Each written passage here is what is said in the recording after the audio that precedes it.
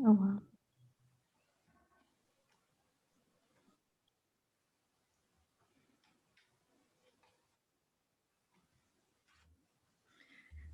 Good morning, good afternoon, everybody. Thanks so much for joining us again today.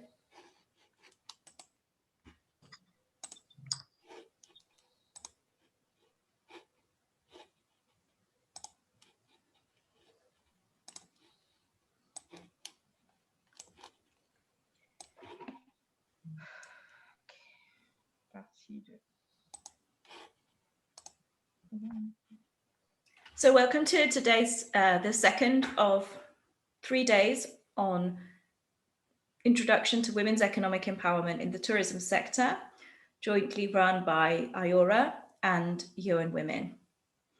Today we're going to be looking at case studies, good practice examples,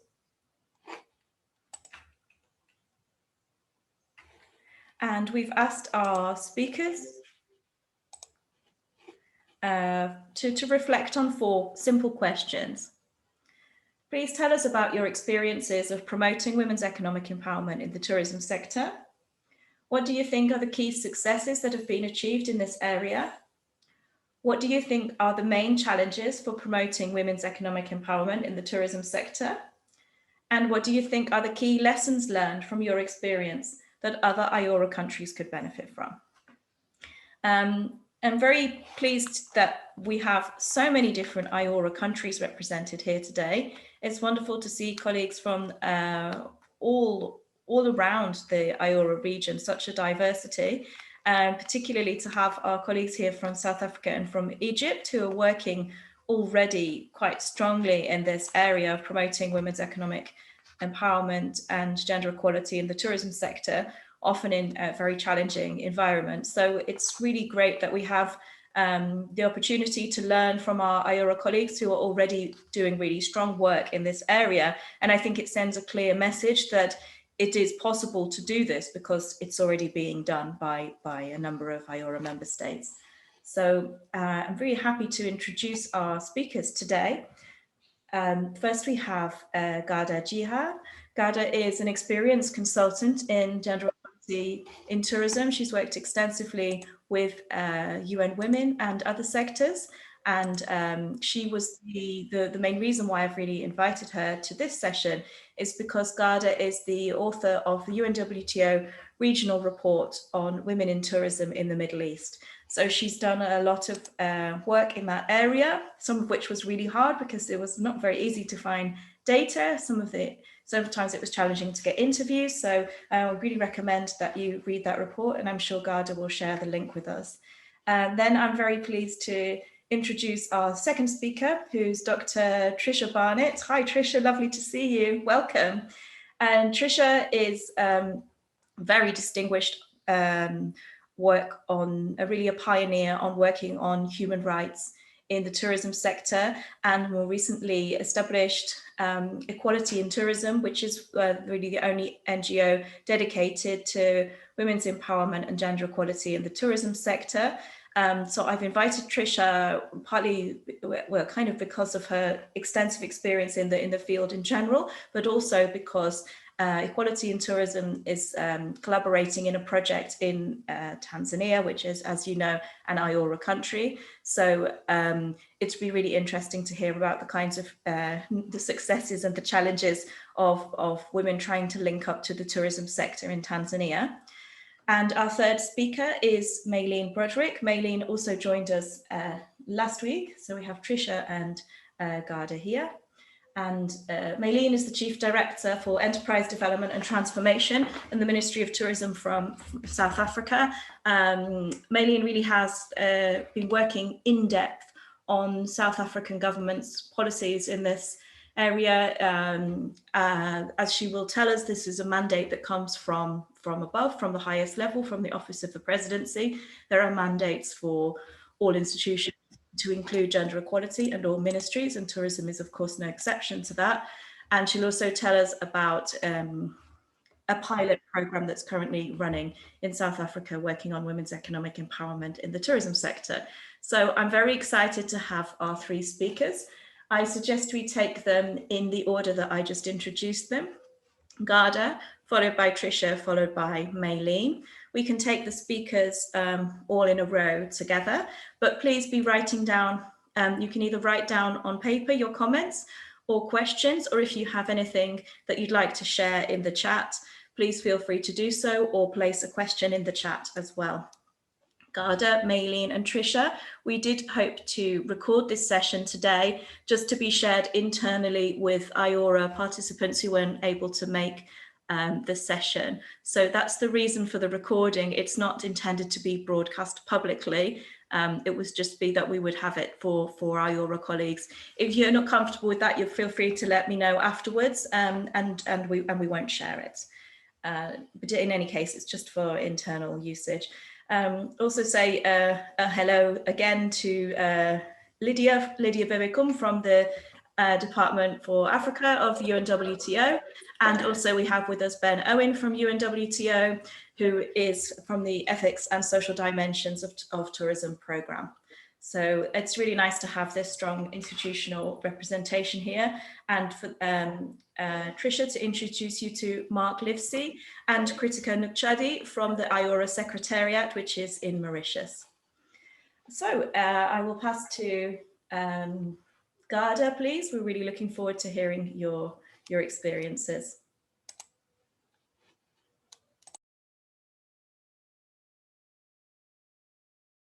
Garda, you're muted.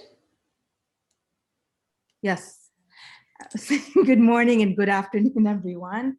Thank you for this opportunity to share some of the results, some of the findings that came out of the regional report on women in tourism in the Middle East. And I'm happy to also share this platform with Ben, who I work very closely with in the research and writing of this report. Lucy, of course, you advised, and Dr. Neshwat, who I interviewed and contributed her impressions and knowledge as well. Before I get started, Lucy, if you would just help me keep track of time, like if I'm going over or not, because I know we're supposed to keep it to 10 minutes. Well, it's okay for 12 minutes with 3 speakers. Okay. So I'll give you a wave at 10 minutes, okay? Okay. And then you can sort of sounds good to wrapping up then. Okay. So as Lucy mentioned, I'm relatively new to gender equality and tourism, but I'm not new to gender equality and women's empowerment. I've been working in this space for over 15 years with a range of different organizations, but mostly UN Women. And I, in my roles at UN Women, you know, I've served in advisory and operational capacities, and the main focus was, again, working with governments to develop gender responsive national policies, and also working and building capacity of women's networks at country level to engage in policy making and decision making processes. I've worked around women's leadership and participation issues, women and HIV, AIDS, and access to justice. Those are some of like my thematic areas that I covered. And then I moved on to looking at, gender mainstreaming writ large and how well the UN system was performing on those measures. But last year I had the privilege to work on the regional report on women in tourism in the Middle East. And this evolved out of my role. I served on the steering committee for the global report. So the regional report sort of evolved from that. So the regional report complements the global report on women in tourism and maps the key factors and constraints to achieving gender equality and women's empowerment in the sector in 5 thematic areas, in the areas of employment, entrepreneurship, education, leadership, policy and decision-making, and community. These 5 areas are deemed central for achieving gender equality and women's empowerment in tourism. So in the sharing of the successes and the challenges and the lessons learned, my presentation is going to be organized around these 5 themes. But before I get into that, I'd kind of like to situate tourism and gender equality as it pertains to the Middle East region. And I think it bears noting that the Middle East region, as far as UNWTO is concerned, consists of 14 countries. So when I say the Middle East, it's in reference to these 14 countries, which is Iraq, the Gulf countries of Saudi Arabia, Qatar, the UAE, Yemen, Egypt, Libya, and of course the countries of the Levant, Jordan, Lebanon, the occupied Palestinian territories, and Jordan. And I'm sure I'm missing a few of the Gulf countries, but that's all right. So I'm sure what you've covered in this training so far is probably the role, how tourism can play a catalytic role in the achievement of the 2030 Agenda for Sustainable Development and the 17 SDGs, particularly in alleviating poverty and in spurring economic growth. But it also plays a great role in contributing to the achievement of SDG 5, which focuses on the achievement of gender equality and the empowerment of all women.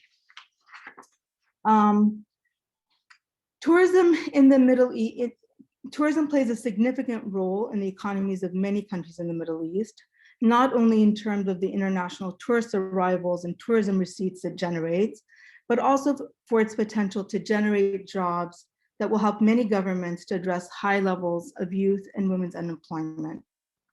It's also viewed as a key sector for supporting the economic transformation and inclusive development goals of many of these countries as well, especially the oil economies that want to kind of shift away from a dependence on oil to relying on other assets.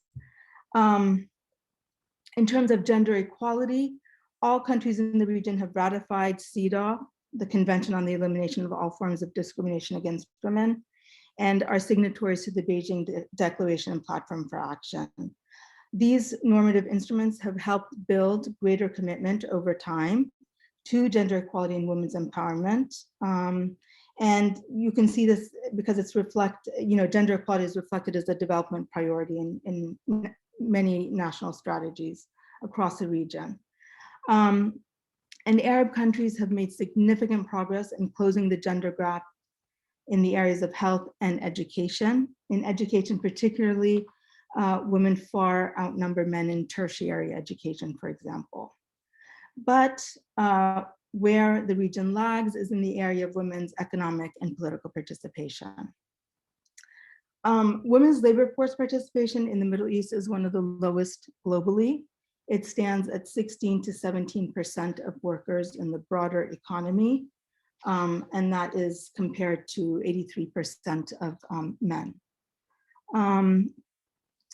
In the area of political and public leadership and participation, the region has seen the share of female parliamentarians grow. It stands at 19.4%. This is in 2018. So it's not too far behind the global average of 24%. And women have also been moving into executive and management positions in government. In the corporate sector, again, data here is sparse, but it appears to be one of the lowest globally. So, Lucy, you've kind of organized this by success, the presentation along the lines of successes, challenges, and lessons learned. I'd like to start with challenges, actually, because I think it will provide a useful context in which to understand the successes and some of the lessons learned that came out. So one of the main challenges, and you may have touched on this in previous presentations, because I think it cuts across most regions, is the acute lack of sex disaggregated data for the tourism sector on virtually every measure. So when it comes to women's formal or informal employment, the gender pay gap, their participation, their entrepreneurship rates, even their share in tourism education and training, and in leadership and decision making. in writing this report, we had to rely on a lot of proxy databases. One of the main recommendations to emerge from this report is to place greater, investments and build capacity in this area. So in addition to this, scarcity of data, there's also very limited research that's been carried out that talks about women in tourism in the region. So that's one. Another challenge, and this is related to the employment dimension, in marked contrast to the global average, where I think women make up 54% of the workforce, the tourism workforce globally, the Middle East, women make up just over 8% of the regional tourism labor force. It is very low. There are a number of reasons that account for this low proportion in tourism employment. And some of these reasons have, have to do with sociocultural, legal, and institutional barriers that restrict women's economic participation more generally. But other reasons are very specific to the tourism sector itself. So in the Middle East, sociocultural and gender norms place primacy on women's reproductive roles. So as women get married and start families, they tend to leave the labor market. Partly because reconciling family and work responsibilities is a significant challenge. In fact, the UN Economic and Social Commission for Western Asia estimates that women in the Middle East perform between 4 and 6 times more unpaid care and domestic work than men. This is the largest gap than in any other world region. So this disproportionate burden of care significantly influences women's ability to enter or even stay in employment. It influences the quality of the jobs they perform. It impedes their ability, doesn't necessarily impede, but it affects their ability to start a business, advance in their careers, or achieve leadership positions. So another reason behind women's low proportion in the workforce and in tourism workforce as well is that women's entry into the world of work has not been adequately supported by national or workplace policies that enable this redistribution of gender roles within the home or the family. Other reasons also relate to a range of discriminatory laws that shape and impede their workforce participation. There are laws that still exist that restrict women's mobility, their working hours, and the occupations that they can practice. Now, of course, this is beginning to change, but this is the case in many countries across the region. In terms of sector-specific reasons, tourism, and I'd be interested to hear if this also, is also obtains in other regions, but tourism seems to have a poor image in the region. It seems, I think it's perceived as conflicting with traditional values and what's considered appropriate for women. Another drawback to working in the tourism sector is the working conditions, the long working hours, especially at night, the low pay compared to other sectors and more normative ones, and the limited opportunities for career advancement. So, of course, this varies by degree in each country, but these were all the oft-cited reasons that stakeholders gave when I interviewed them. Also, another challenge is that women tend to be overrepresented in lower skilled and lower paid occupations, and they're underrepresented in decision-making roles. So this occupational segregation sort of keeps women in certain positions and doesn't allow them to progress in the hierarchy and in their careers. In the area of entrepreneurship, all countries, with the exception of Saudi Arabia, still have laws that discriminate against women when it comes to accessing credit. So this limits women's ability to start and grow a business. most of the entrepreneurs I interviewed relied on their own personal funds or borrowed funds from family and friends. So with few financial services and other assets available to them, women's entrepreneurial activity in tourism tends to predominate in sectors where entry barriers and startup costs are relatively low. So this usually involves operating homestays or engaging in the handicraft industry or running a restaurant. So these enterprises tend to generate low profits and don't grow very much. And as importantly, they also are extensions of women's stereotypical and traditional work. So they end up reinforcing existing gender inequalities and further increasing women's domestic responsibilities.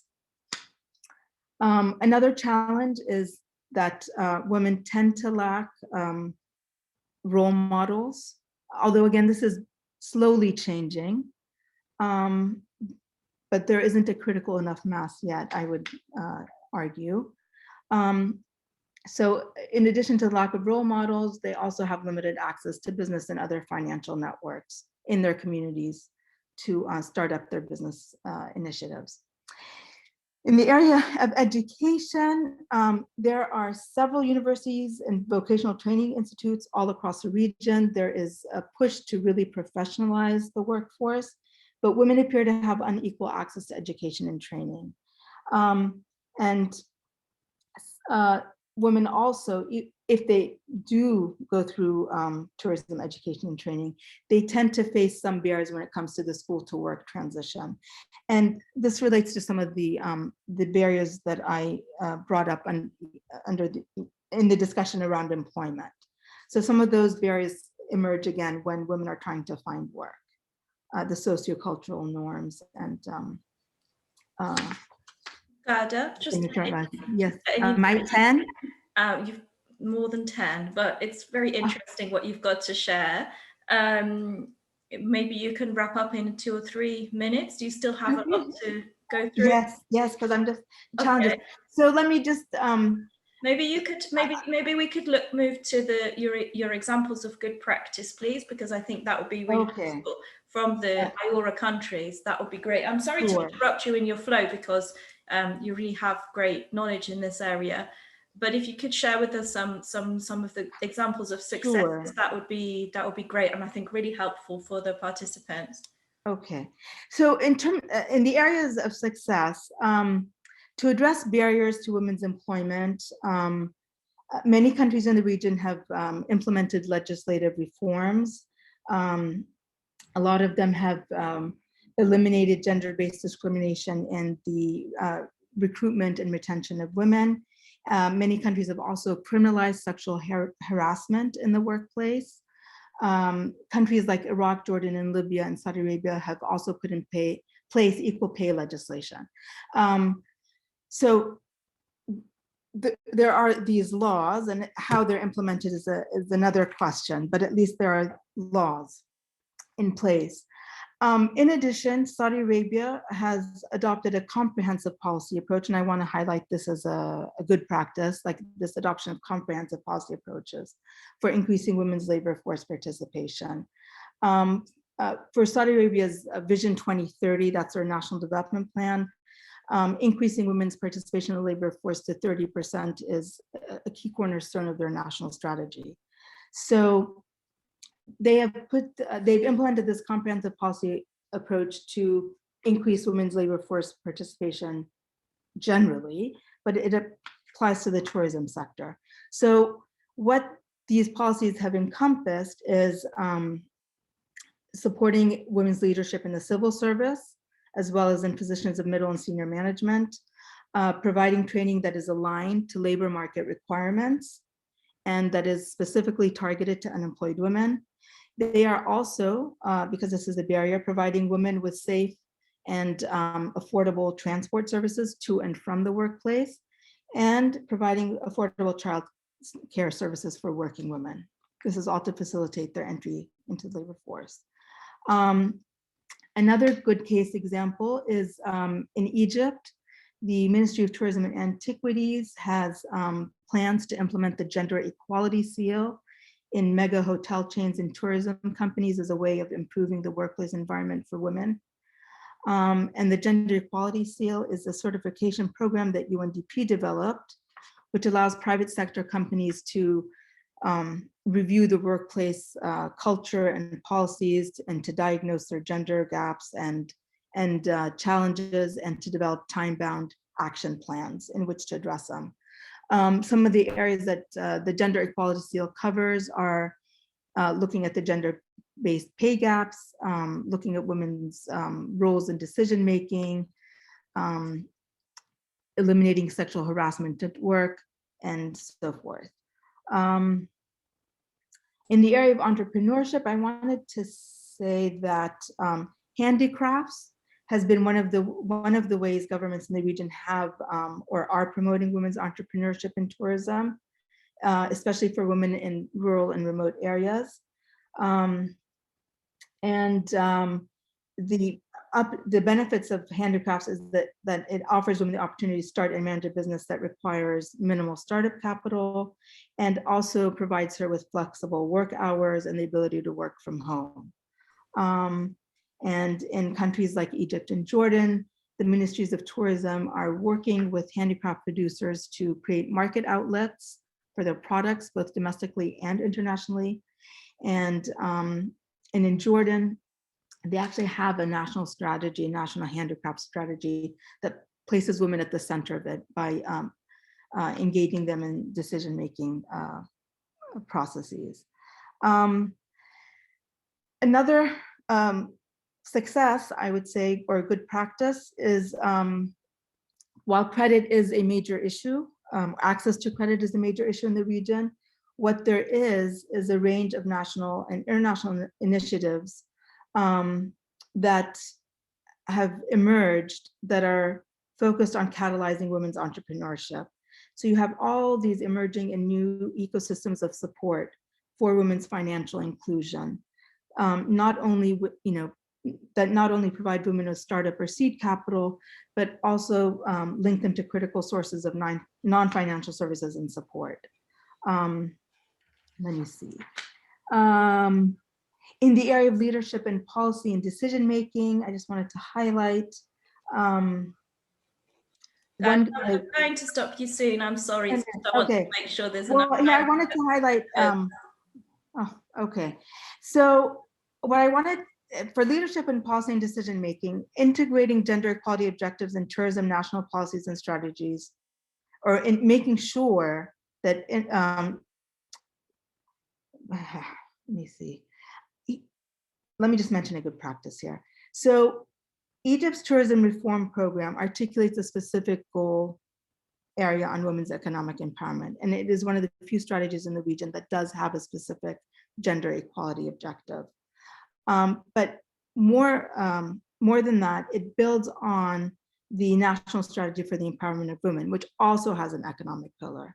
So they are working together, both the Ministry of Tourism and Antiquities and the National Council for Women, to increase the number of women in the tourism workforce and to address their low school to work transition, to create inclusive work environments, and overall to improve the image of tourism as a profession.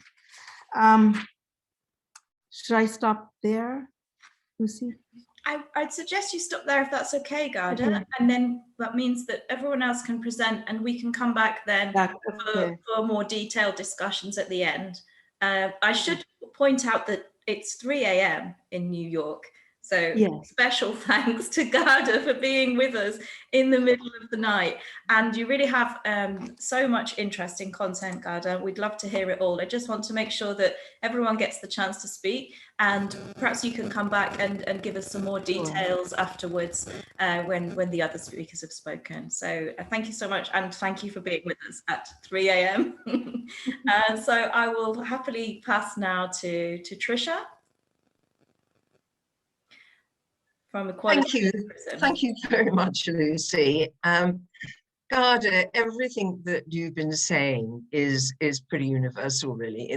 Obviously, the specifics of the Middle East are very, very clear, but the underlying patriarchy of the whole thing is really specific. And I operate outside of the UK, within the UK, outside of the UK, trying to influence the tourism industry to change and accept gender equality and gender mainstreaming.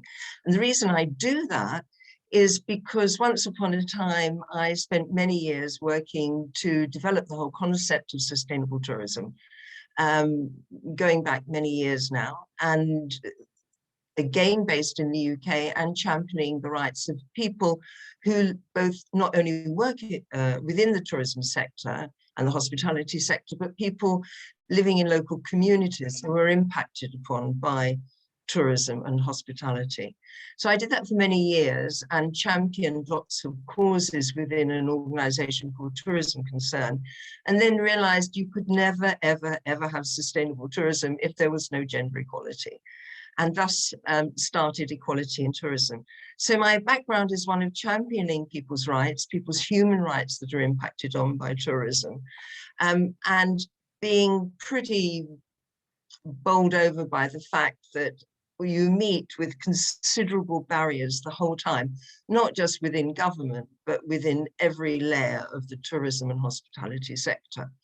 And patriarchy is embedded so deep that it is a serious challenge to get anybody to genuinely shift. And we're coming up with sort of language at the moment like gender washing, just like there was so much greenwashing. And the language at the moment in everything I tune into is diversity, inclusion, equity, just like it used to be sustainable or responsible tourism, you know. Unless people are feeling that at every single level within the sector, and unless people experience that who live in the communities around the sector, then it's not a truth. And we have a very, very long way to go. So because it was such a challenge, I didn't quite give up, but I went off to Tanzania, a very favorite country of mine, to see if there was anything I could do to share my knowledge, skills, and experience over many years within this sector with people in Tanzania. And I landed up in a place called Moshi, which is the town next to Kilimanjaro, where there are many, many, many tourists, and where you see that tourism, I'm a tourism and anthropologist, lives out what it's always meant to be living out, which is it operates in a bubble away from the people who live in that environment. And that's next to all this affluence is huge poverty.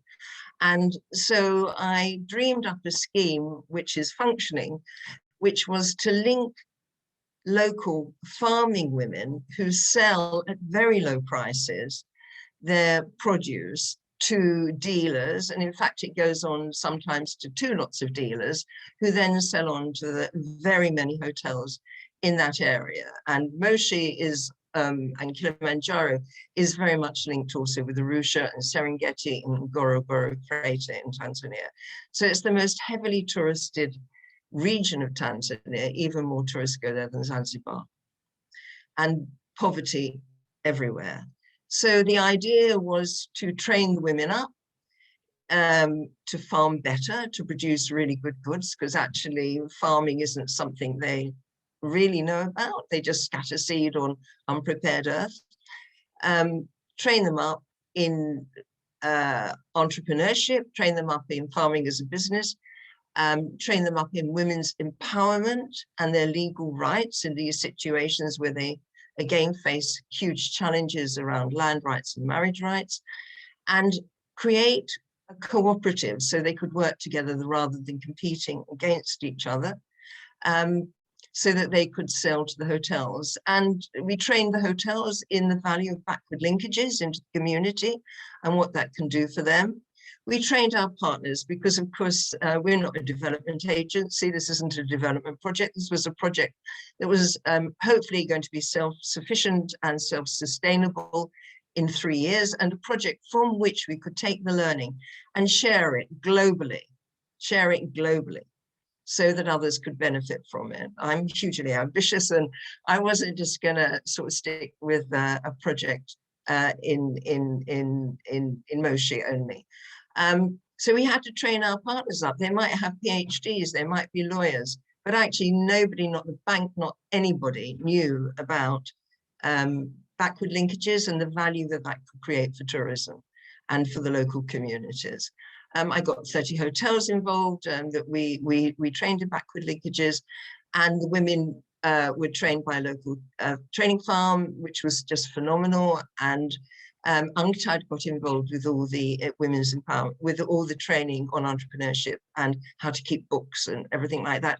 And our partners are a local women's empowerment organization, usually focused on gender-based violence, which is prolific and which nobody talks about very much, gender-based violence and women's land rights. So they're lawyers, but they were very, very keen because they see entrepreneurship as the way through to women's empowerment. And they're fantastic to work with. They're called Quiaco. So we also needed to create a microfinance opportunity for the women who literally couldn't save $50 a week. We chose the poorest women from 2 villages ultimately that were able to grow different sorts of crops to provide the hotels in season with all of their needs. And so we began, and with almost no money, although the World Bank approached us because they heard about it, and then we spent 2 years working with the World Bank, who never gave us a penny and then dropped us because our women were too poor. So almost without any funding whatsoever, we've created this scheme, which has just gone through its latest monitoring and evaluation and is loved by the women who have a shop now. But we've had challenges. And the challenges are not with the local community, because we spoke to all the community leaders, the district have, you know, we included everybody. We've even done training within the communities of the village, which hundreds of people turned up to, around women's rights. So these women, from being the poorest, most marginalized in their villages, are now seen as women who know a thing or two. And it's quite phenomenal and wonderful to see this transformation. Unfortunately, the challenges have been something that we considered as risks, but hadn't taken fully enough on board, which was climate change, which destroyed 3 lots of crops, floods, droughts, horrific impacts. We had to raise money to get greenhouses installed and train women on greenhouses. And then after all that, then pandemic, hotels all closed. The women, you know, having to go back to the marketplace. They know how to negotiate now, but they have to go back to the marketplace. So those are our challenges. The challenges didn't come from within the sector. The challenges came externally. Trying now to create farm boxes for the women to sell. We've trained them now in drying so that they can package and dry goods.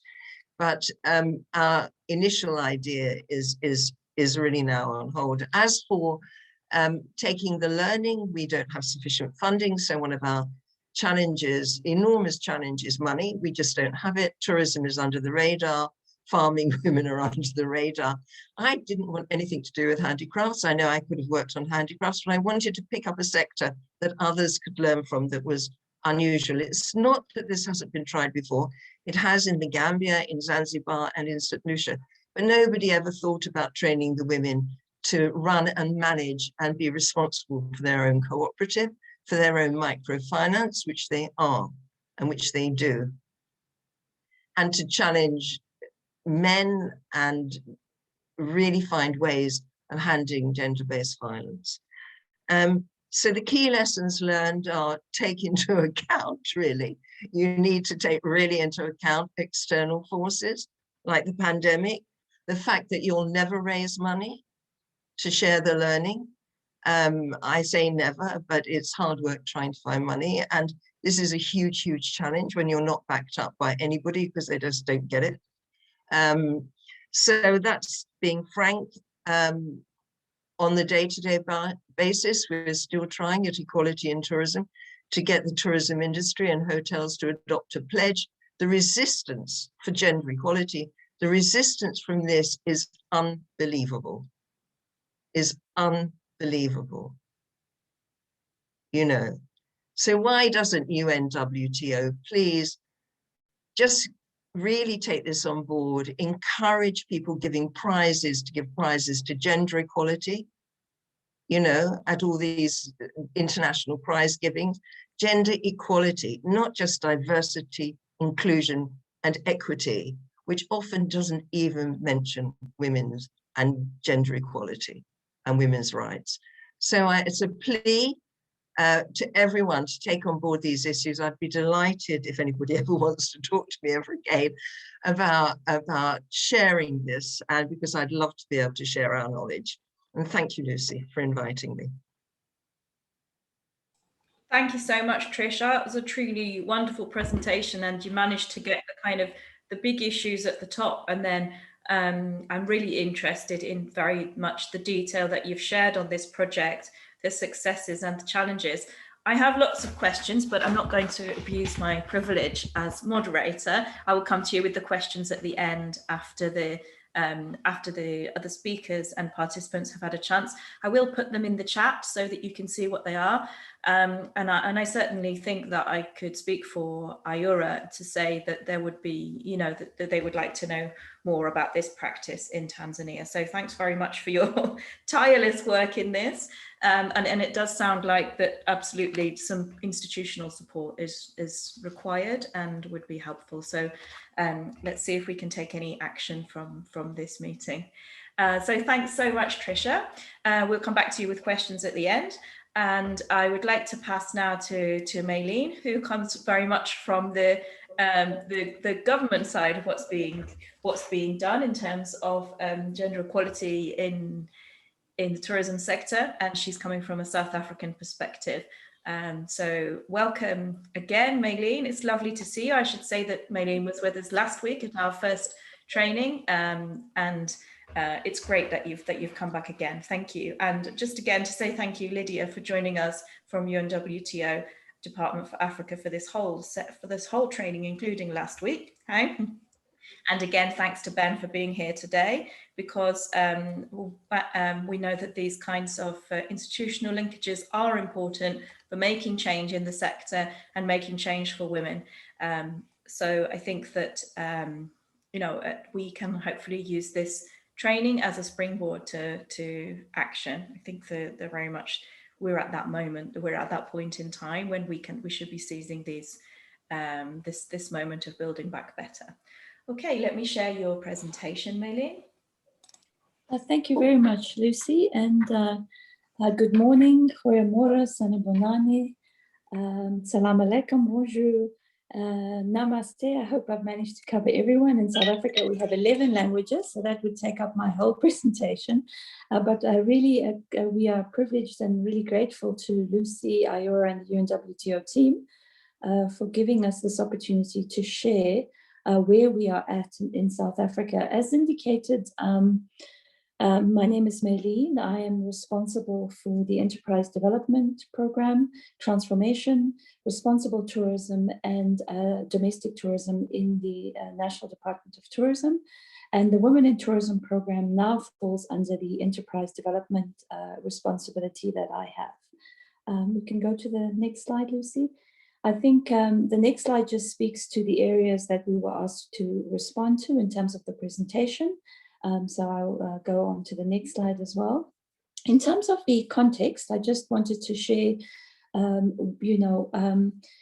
we are actually quite privileged in that we have data that is available only though since 2018 at a disaggregated and aggregated level respecting women in the tourism sector.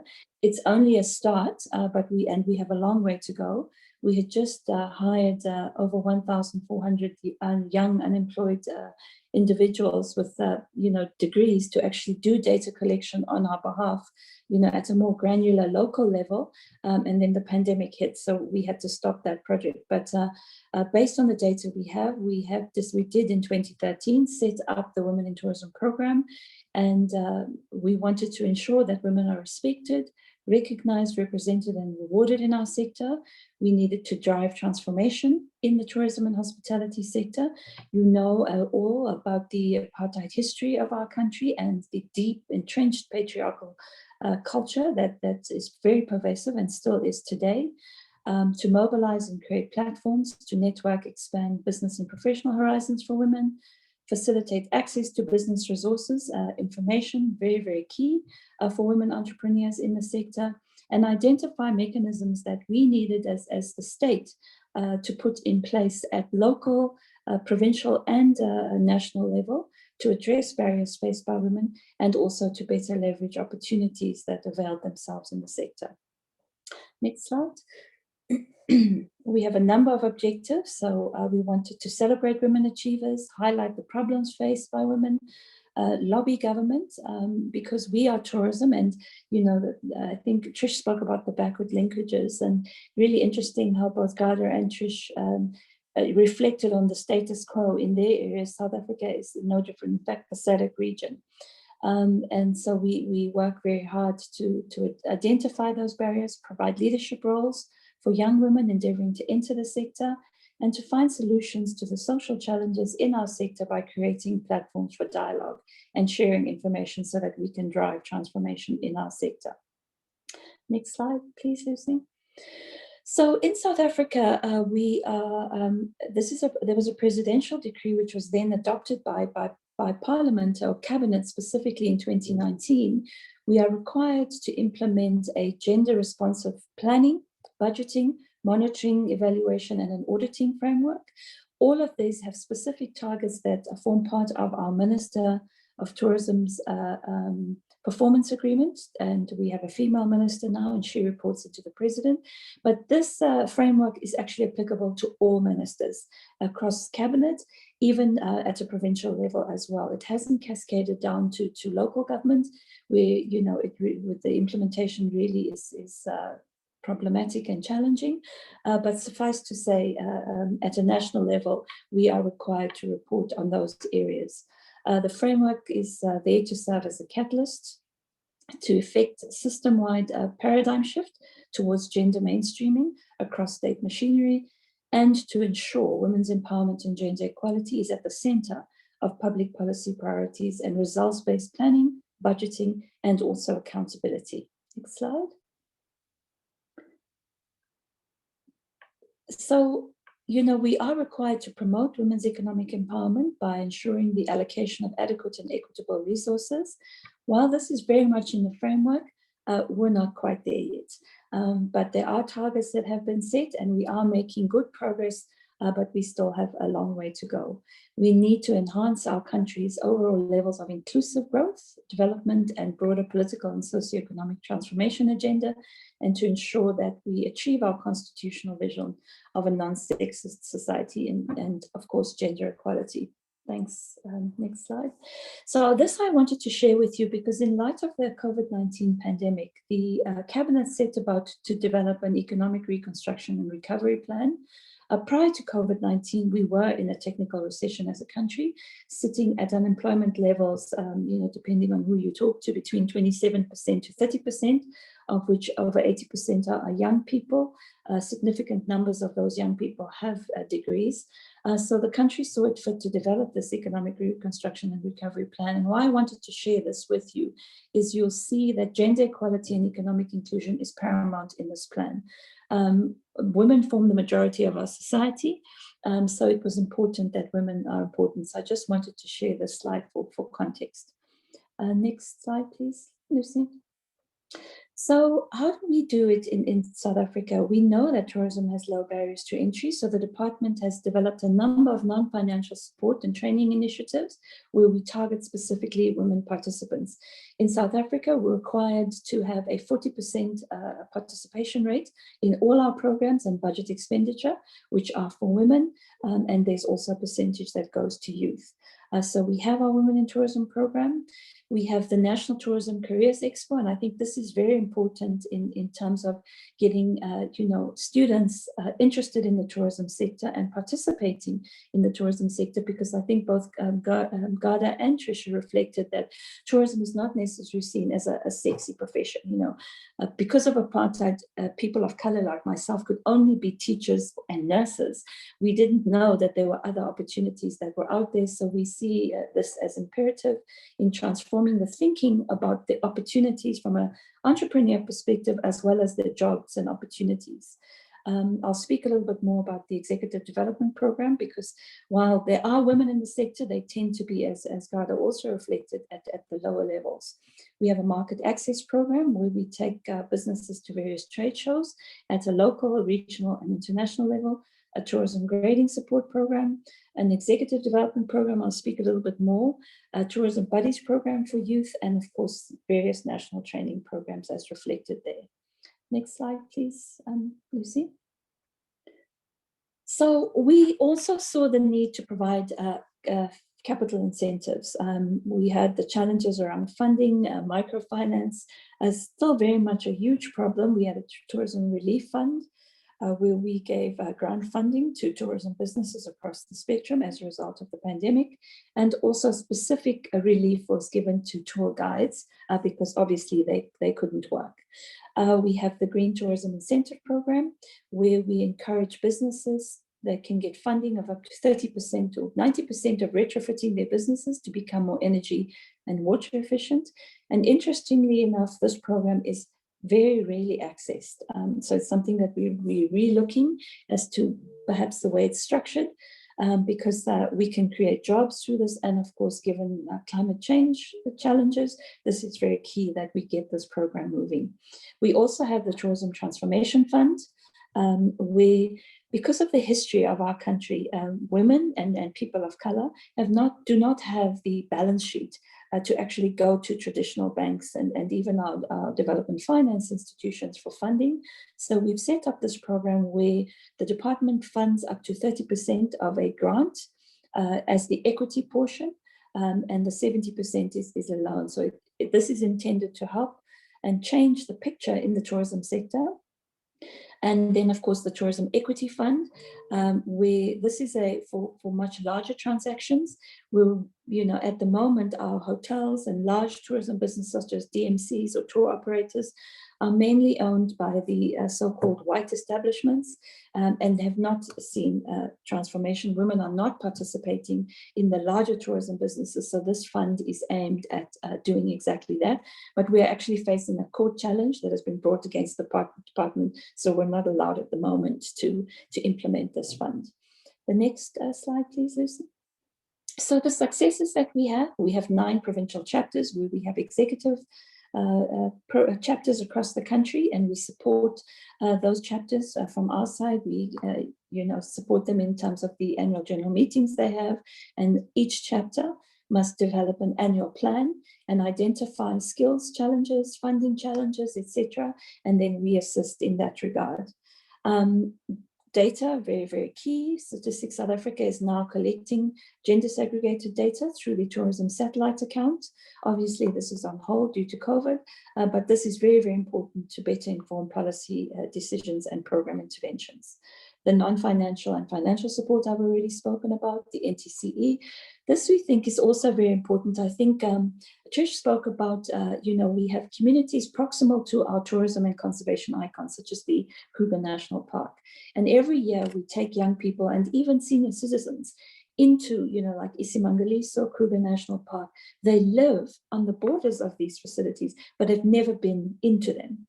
The other thing is we have high poaching of rare and endangered species because of poverty that exists in and around these parks. So we feel if we capacitate the young people in understanding the value of the assets and the benefits that can be derived, they will also assist us in protecting these assets in perpetuity.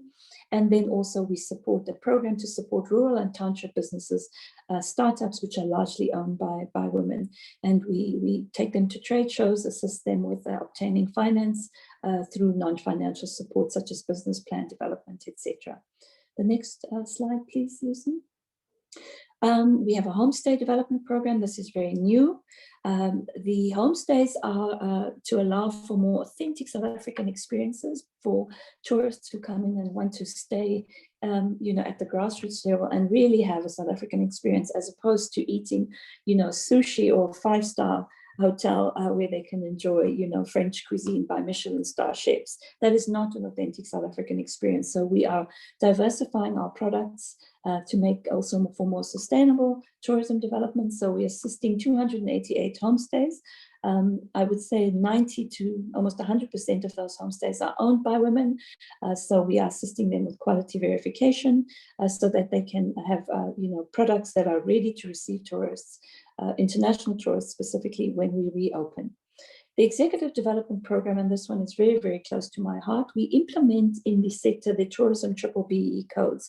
There are 5 components to that code: ownership, management control, skills development, enterprise and supply development, such as the backward linkages that Trish spoke about, as well as socioeconomic development.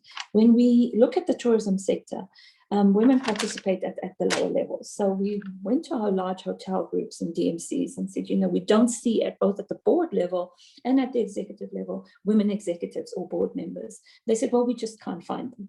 So we then embarked on a program, and to date, we've trained over 80 women who are at that level, 64 of whom are graduated and are either in board positions or at GM levels, who started at the front desk and have now been promoted to the GM level. We enjoy great support from the private sector in this regard, because they too need to comply with our tourism sector BBBE code that I spoke about.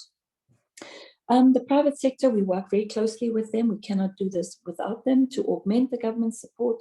And we have initiatives across the country, such as the one called Kwela Women, where young women across the country are assisted with very similar initiatives funded by the private sector.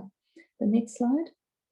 The main challenges that we face, not dissimilar to what has already been presented, the perception that women are not capable of running, successful businesses or sitting in executive level posts, gender-related barriers that impede the economic potential of women, the patriarchal culture and impact on women in rural areas. I'll speak a little bit about the UNWTO pilot project that we're implementing, where we had to meet with traditional authorities, predominantly male, to allow us, to sort of work in these areas. And one of the chiefs in the area actually said, to me, you're coming here to empower my wife, so she will then take decisions in the house. She'll be better off than me, and then I will be answerable to her. So that is something that we're struggling with. And last week, when I think Professor Catherine Koo presented, and we're now engaging with her around lessons learned in the Asian countries around how we can overcome some of those challenges. Lack of access to information. We're in the digital age, but a lot of our rural areas now, rural women don't have access to that. And how do we overcome that and ensure that we have credible data to inform our policy? Next slide.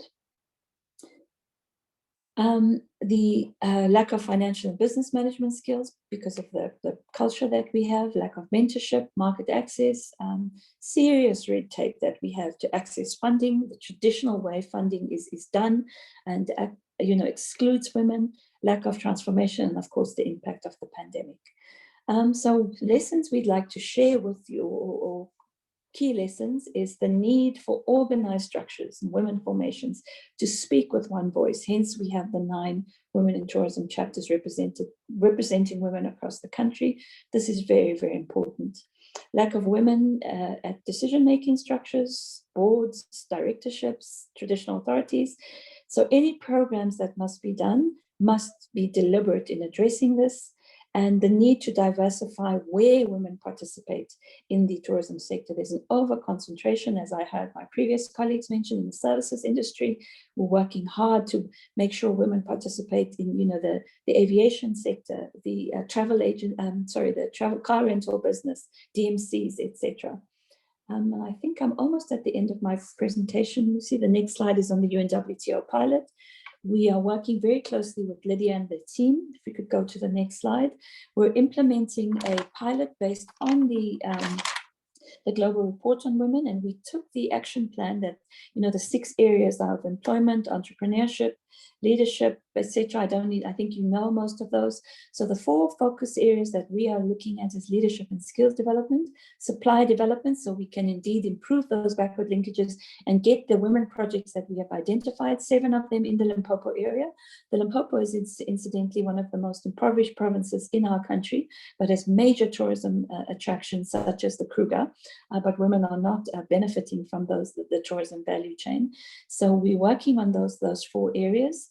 And to date, we've developed a baseline situational analysis and a business plan, and we will be commencing with the implementation of the pilot program in partnership with the UNWTO to see how we can improve market access for these women, create sustainable jobs. There are serious intergenerational challenges where young people don't necessarily want to do some of the traditional things like there's a salt harvesting project where women should traditionally harvest salt, and everybody there is over 60. The young women are just not interested in doing that. So how do we make sure that we commercialize that, but also protect the cultural issues there? Patriarchy, as I've spoken, that divide of what is the traditional role of women versus empowerment of women. Sharing lessons with the Women in Tourism chapters. We work closely with Namibia and Zimbabwe at the moment, sharing our best practices. Government, NGO, and private sector partnerships that we wish to create so that we continue empowering the women in those 7 identified projects. And very importantly for us, what are the policy interventions we need to put in place to identify, to address the gaps that we identify out of the pilot. So I think the last slides are just photos and just a Maya Angelou quote. This is a Women in Tourism chapter in the Eastern Cape. We meet on an annual basis, and you'll see the duk, as we call it in South Africa, which is a traditional headgear. That is the symbol that we all wear when we attend all these conferences as a sign of us being a Women in Tourism chapter. So thank you, Lucy. That brings me to the end of my presentation. And I know that it will be shared with everybody that's attending. And anybody's welcome to contact me as well. I'll put my contact details in the chat. Thank you very much.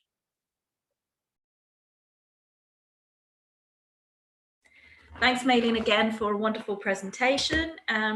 It's so heartening to see that there are governments putting real investment, real money, real resources into this issue. And I just really appreciate South Africa's work in this area and the fact that you're here to share it with us so generously.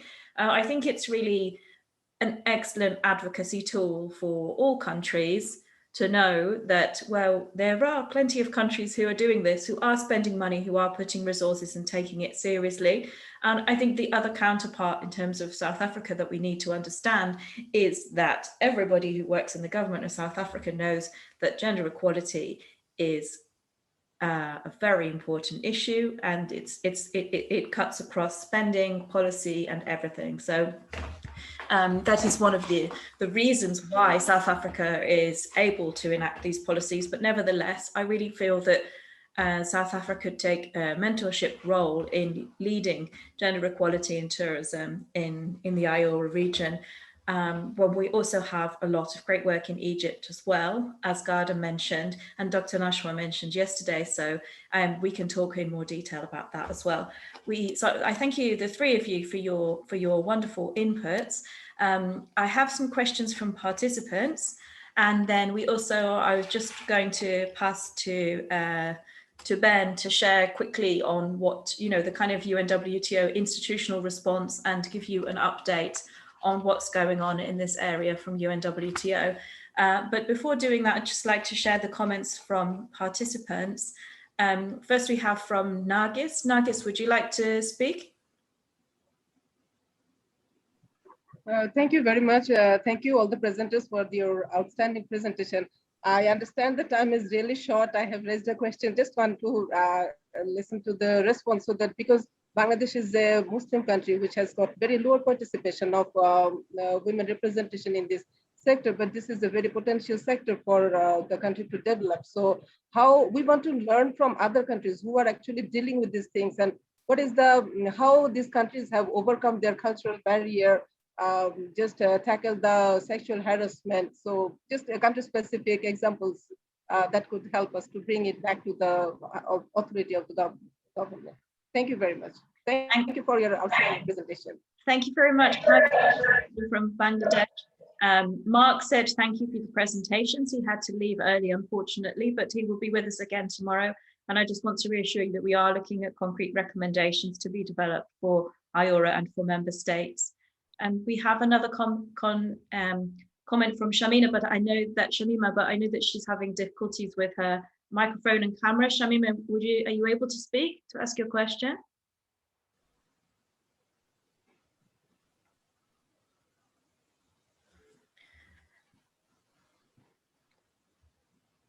Okay, I will read out her comment. While in a country, even if women earn but do not have the decision-making power at the household, how did the decision-making power of women in the tourism sector will enhance, and particularly women's participation, if women's participation is very low in the sector? So yeah, so how will this be enhanced if women's decision-making in the household is low? I think that's a very interesting point to address. You see Lydia from UNWTO, great positions, thank you for sharing. And Dr. Nashwa from Egypt also says, thank you for your presentations. It would be great if you could share with us. Yes, we will be sharing. Before going to, Shamina's here. Shamima.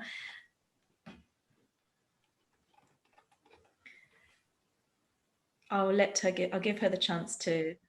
Hi, Shamima, welcome back. I don't know if you're able to speak now, but if you are, if you could feel free to ask your question.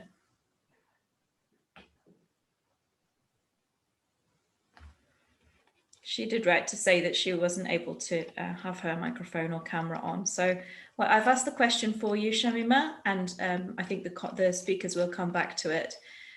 So before I give the speakers a chance to respond, I had two questions as well, primarily for Trisha. I was interested to know, please, what you talked about the resistance being. There's Shamima. Okay, I'll bring you in a second, Shamima. I'll just ask my questions if that's okay. So you mentioned that the resistance is huge, but I was wondering what are the main sources of resistances in Tanzania? Where has the resistance been strongest? Is it private sector, public sector, community level, and how have these resistances been expressed? And my second question for you was if you tried to, or if you were unable to engage at any point with the Ministry of Tourism or the Ministry of Women in Tanzania, and if you had any institutional engagement or support in that area, and if you think that would be something that the NGO would be interested in, or is it more of an independent project? So let me pass to Shamima to ask your question. It's not a question, actually. It's a kind of observation from my end, as long as I'm working in the tourism sector. In a country like Bangladesh or India or in South Asian countries where decision-making power in the household, even you are working, you are earning, is very low. The literature says that it's really very low. How can we expect that where the participation itself in the tourism sector is very low, the decision-making power in a country like Bangladesh can be enhanced? Or I don't know. I'm really very conscious about this, where the participation is only 7%, and from where the decision-making power will come. How to address these issues is very difficult. And at this moment, what I can see from my side, that Ministry of Women and Children Affairs and the Ministry of Civil Aviation and Tourism, I'm not sure, the Nargis madam is here. She knows, she might know better, that how can we collaborate with each other to increase the participation of women in the tourism sector? We need to work more. We need to collaborate. Thank you, Shamima. Yes, she is. Madam Nargis is here with us.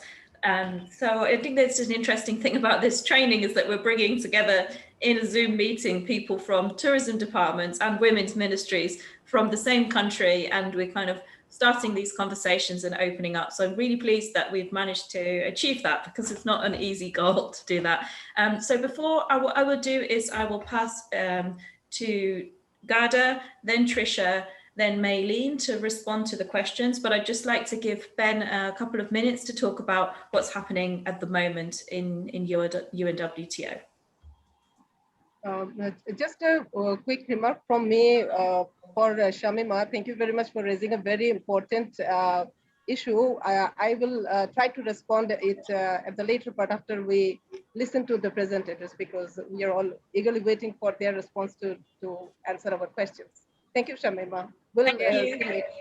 And also to remind you that tomorrow we'll be kind of working in a very specific, in a very concrete way to talk about how we can start to make these connections in a more concrete way, and also what kinds of support you might need from IORA in order to be able to do that. Zara, you have a question. Hello, yes, thank you. I enjoy a lot for all the presentation. It was really perfect. And I noticed some problems and challenges among us is the same, although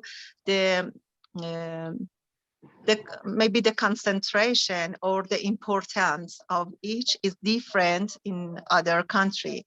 But for me, the main problem that I consider is the people here, the women, are not in decision maker management, and we do not have a good network for sharing our experience. And I think the exchange of experience is really good for us, because we have different tribes, maybe around 30 tribes, and all of them have this different problems, and many of them are cultural and social. So regarding the success that you have in your countries in compare with Iran, what do you recommend us to solve these challenges, for the policy making, to prepare the condition, and for the exchange of the experience? Thanks a lot. Thank you so much, Sarah. You've got some really difficult questions, presenters, especially for Garda at 3 a.m. Well, 4 a.m. now. So I'll just pass quickly to Ben, and then I'll come to you each in turn. Thanks a lot. Thank you, Lucy. I'll be very quick, because I'm also very interested to hear the responses from the speakers, so I won't take up much time. Just to say that I am from UNWTO, from the department that works on gender equality and women's economic empowerment, the ethics department, and just to say, from UNWTO's perspective, just come back to something that Trisha was saying, and others, certainly this is something that is a priority for UNWTO. It is something, working and promoting gender equality and women's economic empowerment as a policy priority to our members, to our member states, is a priority for the organization. Over the past 10 years, UNWTO has been conducting considerable research. We've produced a series of different reports. Lucy and Garda and many people have been involved with those who are on the call today, and now and so what we've seen, going back to Lucy's original questions at the beginning that she asked all the speakers to do, I mean, thinking about successes, challenges, and lessons learned. I mean, one of the successes to come out of the past 10, 15 years is the fact that gender equality and women's empowerment has now got so high on the political agenda in many places in the world. That is a success. However, coming specifically to what Trisha mentioned about gender washing, that's also a huge challenge as well, to now make sure that the political will that is there in many places of the world continues to grow, but also to make sure that translates to concrete changes on the ground for women in the tourism sector. So it's been a real pleasure for us to be working with people like Maylene in South Africa, who really is an example of great practice of putting that change into action on the ground. And it's been great to hear your conversation your presentation today, and obviously working with Lydia and our colleagues in the other department. So I'll just wrap up with the lessons learned from our perspective in UNWTO. I mean, really, to be able to create that change on the ground, I think one of the most important things we've learned is that it's so important to bring together the public sector, the private sector, and of course the civil society actors such as Trisha and the NGOs, because when we've seen examples of one ploughing on forward the private sector, the businesses, without the support of the government and without the support of the civil society on the ground, the effect and the change and the boost in a women's economic empowerment is nowhere near the same as when all three are working together. And it's really crucial, especially in the tourism area, working with the public sector, that the private sector and civil society are brought along. I won't take up any more time. Just one minor question, if I may, for Maylene. It was very interesting to see, of course, the big challenge that we haven't touched, that nobody's touched on too much, is the fact of the pandemic and the kind of destruction of the tourism sector going hand in hand with the disproportionate effect that the pandemic's had on women and women's economic empowerment in general, is to how now we're going to ensure that there isn't any more backsliding, particularly in the tourism sector. So Maylene, if you did have any more details on, I saw in the economic recovery plan, gender equality in one of your slides was a priority for the recovery. Any more details on how that's, any more details would be great. Thanks for the time and sorry for going on so much. Thank you. Thanks a lot, Ben. And I think that maybe there's another lesson, a broader lesson to bring out here, in that this does take time. This isn't the kind of thing that can be done quickly. It also takes a lot of advocacy work, a lot of activist work from outside of the institutions, for example, where organizations like Equality in Tourism lobbying from the outside. But I think it's also important to understand the activism of those working inside the organizations as well, and pushing and pushing and pushing for these issues to be taken seriously. You know, it isn't an accident that now UNWTO takes this seriously. That's the work of many people working inside and outside UNWTO to get this on the agenda, to get money on the table and to get things moving. So, and I'm sure it's the same with every good practice example comes from work and struggle from both inside and outside of institutions. So we have a comment there from Lydia, which I'll leave you to read. And I'd just like to go to each speaker to respond to the comments. Thank you very much, Ben, for your intervention. Garda, I'm sorry, I know it's really a crazy time for you and you've got difficult questions. You're muted, Garda. Okay. Okay, so Nargis, I'll take your question first because it's at the top of the list here. So the ways that, you know, some Middle Eastern countries have gone about, I don't know about necessarily addressing the cultural barriers. They are there, and again, their influence varies by country. But one of the things that kind of came up in my research is that working in the tourism sector is so highly associated with working in hotels, which are viewed as places of vice. And so part of it is also kind of communicating to the public, like through a public education campaign or something, that, you know, it's more, tourism is more than just working in a hotel. You can run a business, you can be a tour guide, you can, you know, what others mentioned, like working beyond just the service sector. There are other opportunities for women besides working in hotels. So part of that is just raising awareness about the different job offerings that the tourism sector has. The other thing that I also found that has worked, and I think Saudi Arabia was a very good example of this.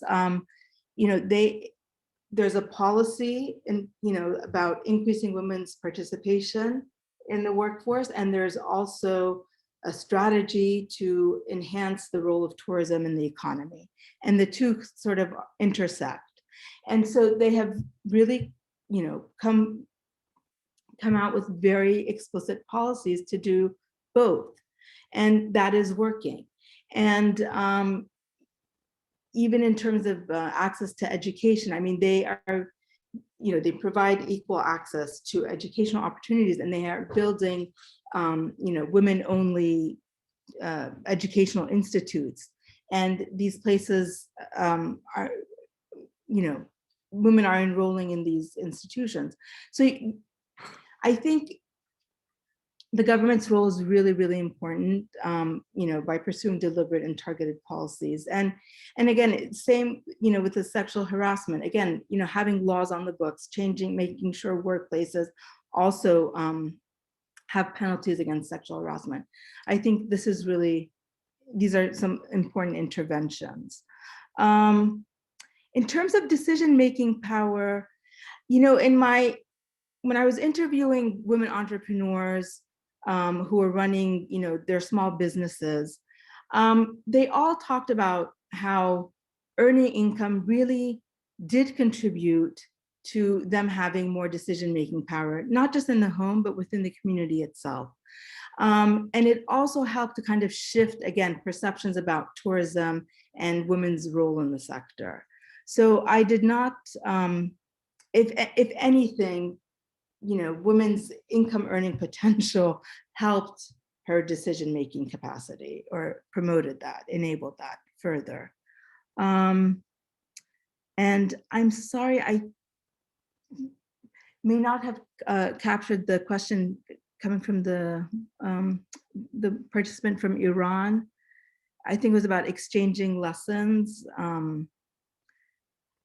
Forums like this is one of them. I mean, maybe just having them on a more regular basis is one way of kind of disseminating these lessons. I don't know about more formal structures, but that's another option. Thank you so much, Garda. Thank you. We have some other points, particularly from Lydia from UNWTO, which we can read. I've also just invited you. I know some people will have to leave at 10:30, but I'd like to pass quickly to the other presenters. But I would really like, before you go, if you could register for our webinar on the 28th of May, which is within the framework of the Women's Empowerment Principles, focusing on the role of the private sector in promoting women's economic empowerment in tourism. And I've shared the link in the chat. So I'll pass to Trisha to respond to the questions. Thank you very much. Household power, that's a big one. What we've done in Tanzania is we've held groups for the men to enable them to understand their own patriarchy and women's need to help transform that, and that they have more equal decision-making roles within the household. I'm not saying it's 100% successful. We'd like to have done more than we've done, because the men started to get jealous about women's rights and wanted rights on their own. It was actually fascinating. And that was all run by our partner group. I had nothing to do with it directly. And again, sort of bigger meetings within the community itself and with community leaders. So yeah, and that is part of our evaluation, is looking at household power, and our whole M&E is structured around what the women want, what the women have decided they want to see changes in their life. That's how our M&E is constructed, and so that's included in the M&E, as is GBV and other things. Okay, in relation to Lucy's questions about resistance, resistance is very much from the private sector, which doesn't see a need to change. It's going perfectly well as it is, thank you very much. It's so entrenched in its existing power structures, it really doesn't see a need to change. The tourism industry and the hospitality industry sectors have always lagged horribly behind other sectors. So when you hear other sectors talking about the transformative changes that are happening within their board level, et cetera, it's very envy-making, because nothing seems to shift our sectors from their very entrenched views, because hey, people are still going on holiday, and apart from pandemics and things and wars and bombs and whatever, nothing changes the basic infrastructure. It's really hard work, and it needs you in UNWTO in there with training. Absolutely needs their training in private sector. As for the bringing into our project in Tanzania, the Ministry of Tourism and women's I did from the very, very beginning try and engage the government, even met with government people in the women's sector. And our very first meeting, when I was bringing together partners, I was doing this all on my own at the time, bringing together partners, the woman who heads up the relevant ministry was coming to open the meeting that I held in Moshi. She's based in Dar es Salaam. And when I didn't have the funding to pay for her air flight, she never came. Need I say more? As for exchange of experience, absolutely right, Zahara, absolutely imperative. So to quality in tourism, we have an associate, we have associates. Please do look at our website. If you're interested in becoming an associate, do let us know, because we're just planning at this very moment an associate opportunity to come together and share experience across the world. So that's exactly what we're trying to do at the moment.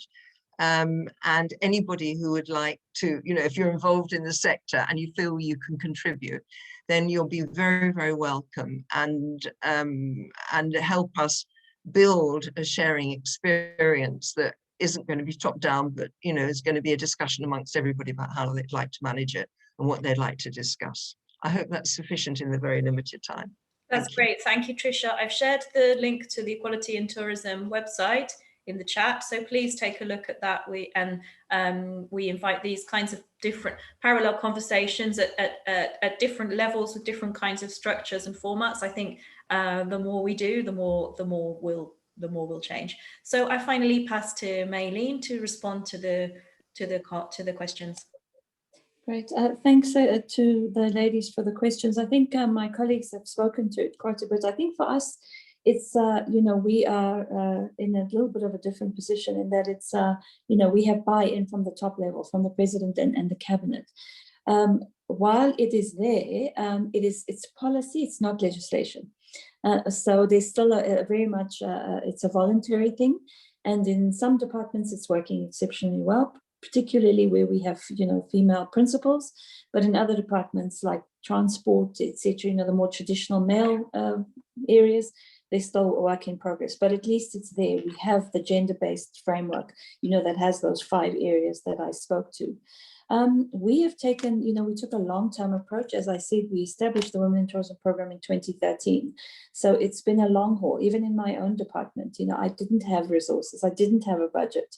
I had to really struggle to get it. And, you know, so it's just something that you have to keep at. And our approach is to, you know, the NTCE at the school level, to get the, you know, the school children while they're young to transform their thinking around, you know, that tourism is not about being a waitress or, you know, a cleaner in a hotel, which is traditionally the roles that were assigned to us as people of color through the apartheid system.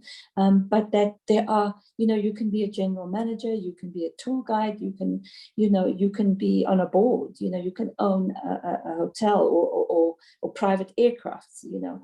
So tourism is not just a subject that you take to fill your academic calendar, but it is an opportunity for you to start your own business, to protect your own resources, community resources, and we teach the children the value of the, you know, the Kruger Park, the wetlands, you know, the specific conservation areas or protected areas in their communities. So they see the value of protecting it in perpetuity, and then they can see that, you know, there is opportunities for everyone.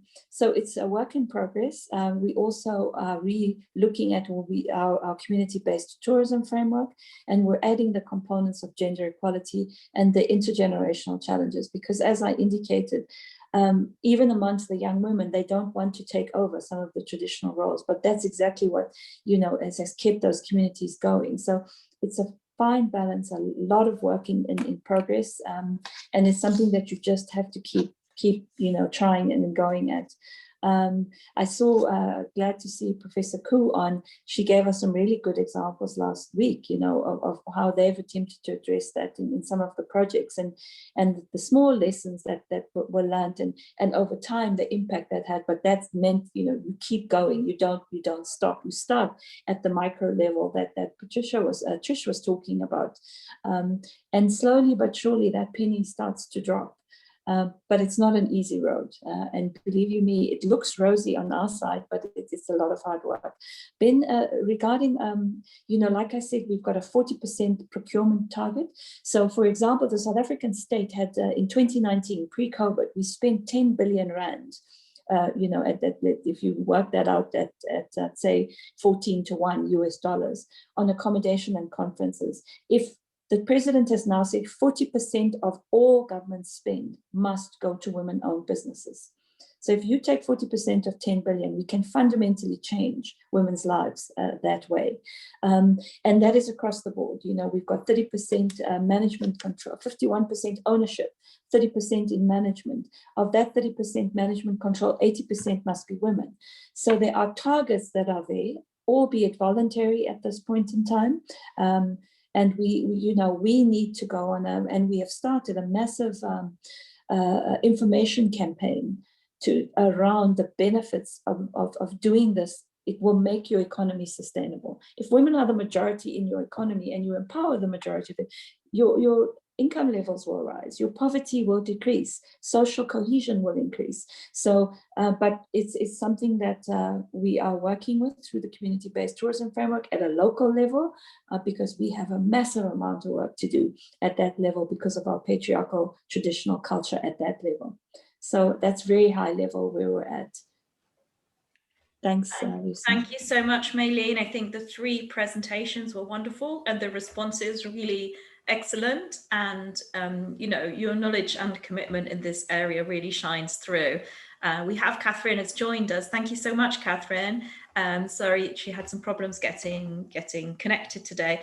But for those of you who weren't, none of you were here last week, so we'll also share the recording of Catherine's presentation. So you will actually have Catherine's presentation on these issues in Southeast Asia as well to complement it. And then I think we have a very good coverage of the IORA region with these best practices.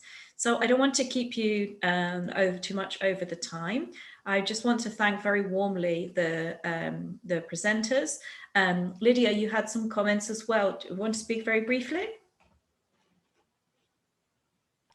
Yes, very briefly. First of all, thank you very much for this webinar that has been organized by the Secretariat of IORA. It was very insightful for me, coming from Africa, and of course, I was very pleased to see that some African countries are also part of this association, and also the presentation were very good, very insightful. And what Gada has shared about the situation of women empowerment in the tourism sector with regards to gender equality, it really rings the bell for me, because we saw yesterday that, for example, in Yemen, the level of participation of women in tourism is quite low. So I think there is still a lot to do, and we need really gender mainstreaming throughout all policies in all governments to be able to move forward. So I think that will be the number one. And the number two also, I think that women have to really come together as much as possible. In union, in organizations, in cooperatives, even at the grassroots level. And I appreciate very much what Patricia has shared in Tanzania, because I came across her website. What she's doing is really fantastic. And I hope now in Tanzania that we have a woman president that has been sworn in not long ago. I hope things will change for the better. So Patricia, you can come in touch with us, send us an email, drop us an email, and then we can take the discussion further. And with Marlene, I'm so pleased because South Africa is quite well ahead. And the pilot project that we are developing together with them, giving them the technical assistance, I think it could be really a good example for other African countries. And Marlene, thank you very much again for sharing this with us. Thank you. Thanks again. So I really think it's been a wonderful session. Thank you so much for the presenters, also to the participants who've been actively listening throughout. And tomorrow you'll have much more chance to input. And as I said, we will be sort of looking really concrete measures and what can be done to take this forward for real change. So thank you to everyone. I really ask you to send the to register for our webinar on the 28th of May, where we'll be discussing these issues again. It would be great to have you there if you're able to make it. So I look forward to seeing you tomorrow for those of the training participants, and to the speakers, I'm sure we'll be in touch soon. Thank you. Bye-bye. Thank you very much. Bye-bye. Bye-bye. Thank you. Bye. Bye. Bye. Thank you. Bye. Thank you. Bye.